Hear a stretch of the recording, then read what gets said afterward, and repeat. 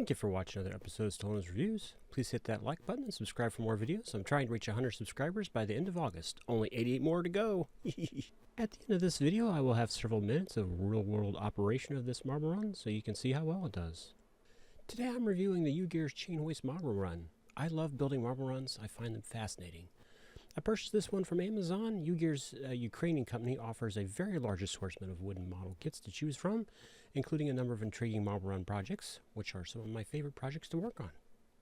Starting with the 55-page instructions, they were in a book rather than poster-style format, which I prefer.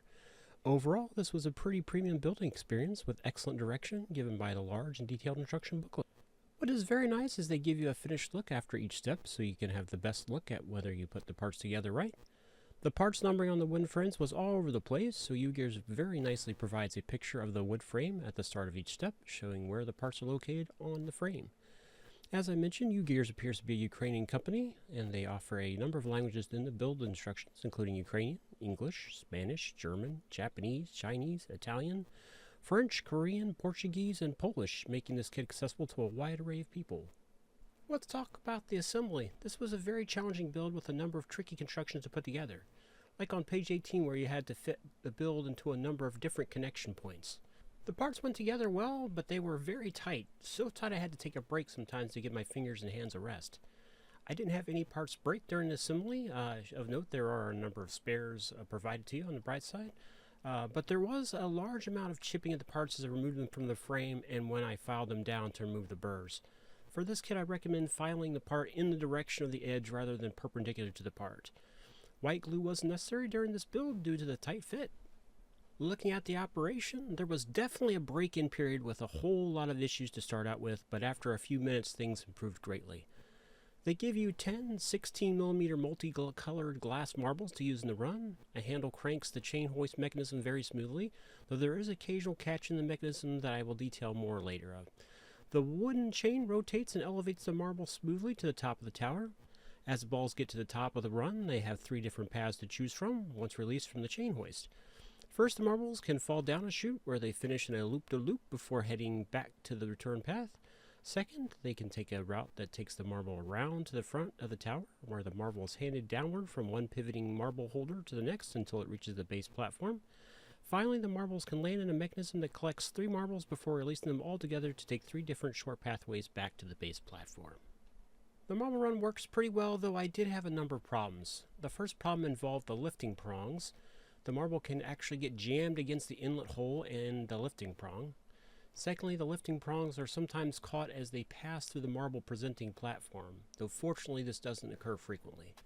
Assuming they make it past this, sometimes the chain will catch because it doesn't insert into the sprocket teeth the way it's supposed to. Here's tip number 1. File the teeth of the sprockets before assembling to give them a little bevel so they are more likely to guide themselves into the chain links. In this picture I show you the area where you should file or sand, and here's tip number 2. Do it before you put the parts together, unlike me. At the top of the marble run, I had occasional issues with the marbles getting caught under the lifting prongs because they didn't start down into the marble run quickly enough. The next area of problems was the mechanism that chooses the next pathway for the marbles. The marbles is supposed to drop down into a catch and then drops the marble down into its next pathway. Sometimes, though, the ball doesn't readily drop down to where it's supposed to and causes the marbles to back up. Along the second pathway, I had a backup occur when the handoff mechanism didn't pass the marble down the way it's supposed to. Along the third pathway, I had another backup because a swinging wooden piece didn't catch the marble correctly, so the marble couldn't go down into the next stage, causing a backup. Also, along the third pathway, a marble chute was too narrow and the marble got lodged into the third most distant chute. This was corrected by tugging on the wooden sides of the chute, giving them a little more space. Occasionally, marble does get kicked out of the machine, with the primary place being the forks on the chain. Perhaps following the inside of the edge would give the marble to seat a little better. So my final thoughts for this build, what I liked, the instructions were in a large booklet style format, mostly clear and provide a finished look into each step. The instructions showed you where to find the parts on each frame. The parts fit tightly and I didn't need to use any white glue to hold anything together. The operation of the machine is very interesting with a loop-to-loop and several other novel mechanisms to get the ball down from the top of the run to the base platform. The marble run can be combined with up to 3 other copies of the chain hoist marble run to make a larger conglomeration of marble runs, And I may try this if I get the Marble Run operating a little more smoothly. They provide you with some parts to make interconnections rather than having to buy a separate kit. Looking at what I didn't like, the first thing I didn't like about this kit was the puny amount of wax they give you. So they do let you know that you can use candle wax as long as it isn't lit. Sometimes the instructions didn't give you the best advice on how to use the wax to lubricate the parts. This is the second wooden chain that I have built.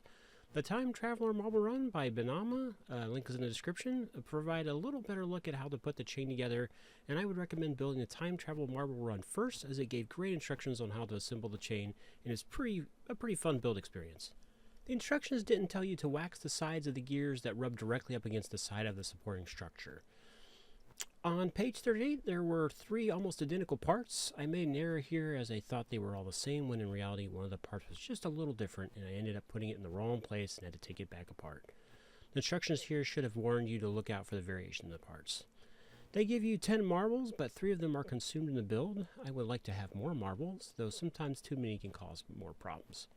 Ugears has an excellent YouTube channel that showcases the many different wood projects they offer. The link is in the description.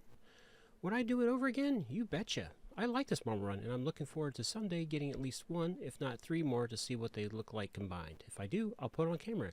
If Ugears sends me a free kit, he asked shamelessly, I'll do it right away. Did you build the Ugears Chain Hoist Marble Run? What did you think? Do you have any tips for how you got yours to work better? Put your suggestions in the comments below. Please like and subscribe to see my latest videos. Please support me on Patreon so I can review more stuff. The link is in the description.